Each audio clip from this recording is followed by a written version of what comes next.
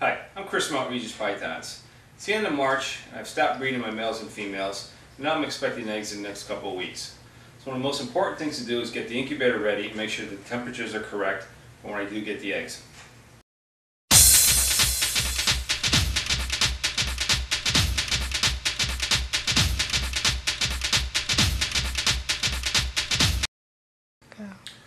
When I built my incubator, I started off with just getting a 2x2 frame.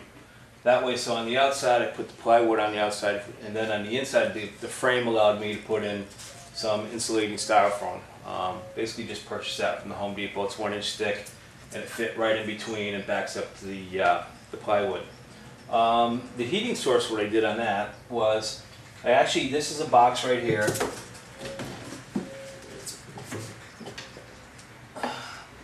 This box right here houses a computer fan. I drilled a hole in the top and it's sucking the air in, and what it does is it's got a false wall, so you got the box down here and the back of it's basically like an L. In the back of that L is also, I used the 2x2, so that way it gave me a space between this and the back of the wall.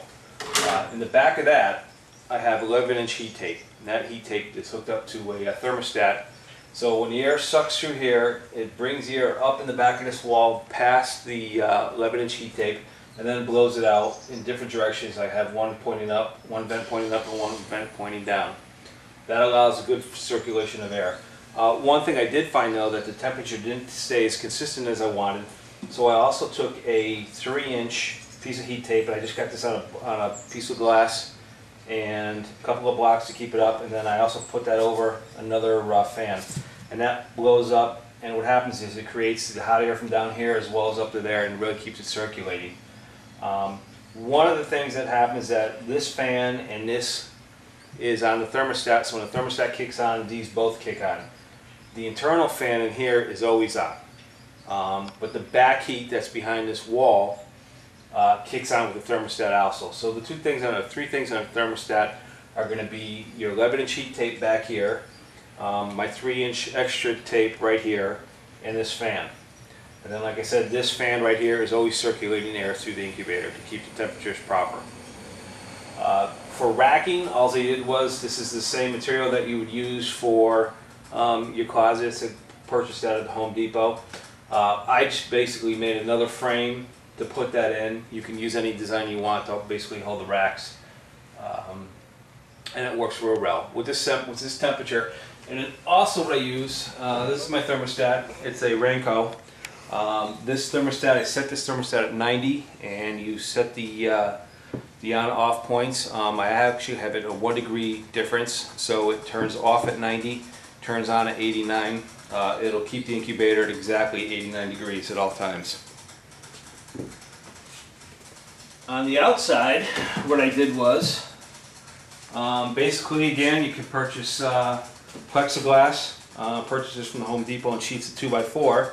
I built my door to be exactly 2x4 so I can fit the plexiglass, and I actually had to find that 2 pieces in order to keep the temperature correct. So I started off with 1 piece of glass in here that's built into the frame. You can see it through the top here.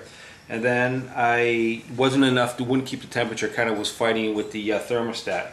So then what I did was I took another piece of plexiglass and I adhered it to the back of the frame, and it's got a double layer of plexi between the two, like most energy efficient windows, and that seemed to work real well.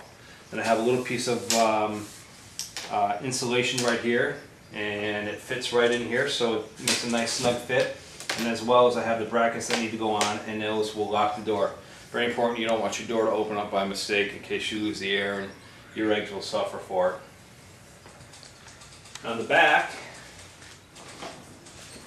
there you can see, this is kind of how I sandwiched the glass in between the first one, as well as the piece of additional glass I put on the back of it. And then one of the things that I've found that I really like, my probe is going into the back. Basically the probe is coming right out the top and comes right out there. And what I do is, some people I've noticed like to put the probe inside one of the boxes. I usually put the probe, I will drop the probe down and I will put it between boxes, usually in the middle of the shelf somewhere, and just kind of let it hang there. If the ambient temperature is correct and it's keeping the ambient temperature right, the boxes will maintain proper temperature. As well as I use several thermostats on the different levels, and I will put a probe inside one of the egg containers just to make sure that the boxes and the ambient temperature is correct all around. And that seems to work real well. Haven't had any problems with it. I've been using this system for years and I've been very successful with the eggs.